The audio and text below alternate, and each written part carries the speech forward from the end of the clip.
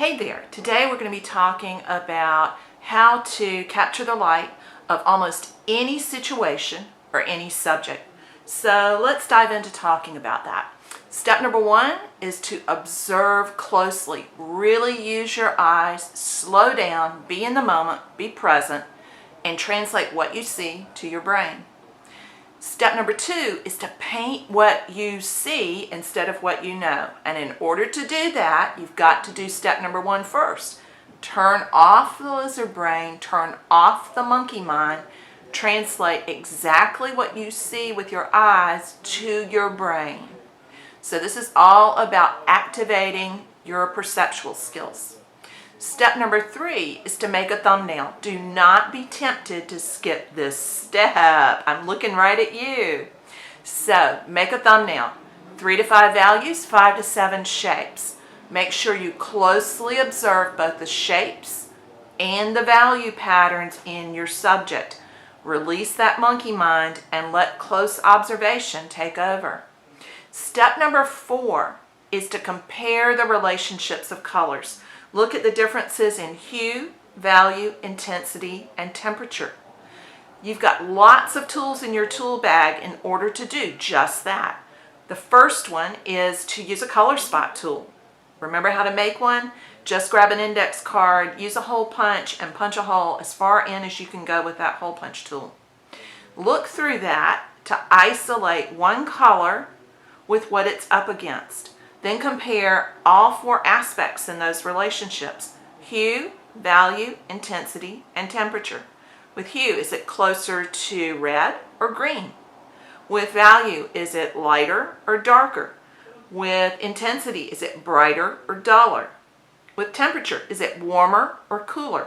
Look at those 4 contrasts very, very closely.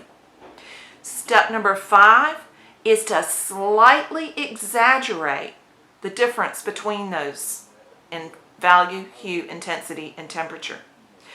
Because remember, you're looking at the subject, at the painting rather, from only about 12 to 18 inches away when you're painting it, but viewers look from 6 to 8 feet. So you've got to slightly exaggerate that in your painting so that it will look the same as you perceived it when the viewer sees it from further away.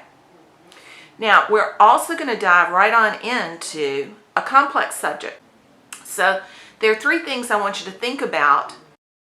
The first is that local color is not what our eye is perceiving. Our monkey mind knows that. Don't let the monkey mind take over. I want you to remember to turn on your perceptual eyes rather than letting the monkey mind tell you what it knows. So use that close observation. So the second thing is that objects are reflective surfaces. Think of it as being like a canvas that bounces back everything that's around it. So it's going to reflect back the color of the sky, the color of the plants, foliage, and trees, as well as the color of the shadows.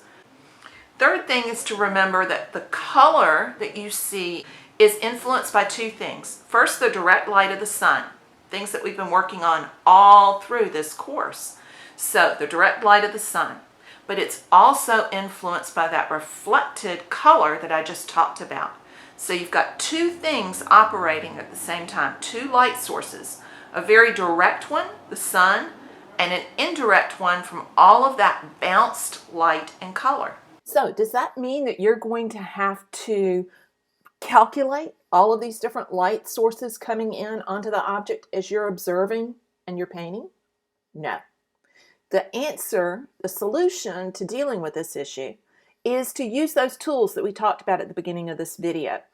Use that color spot tool or a closed fist to look through at that object and determine exactly what the optical perceptual color is and work from there.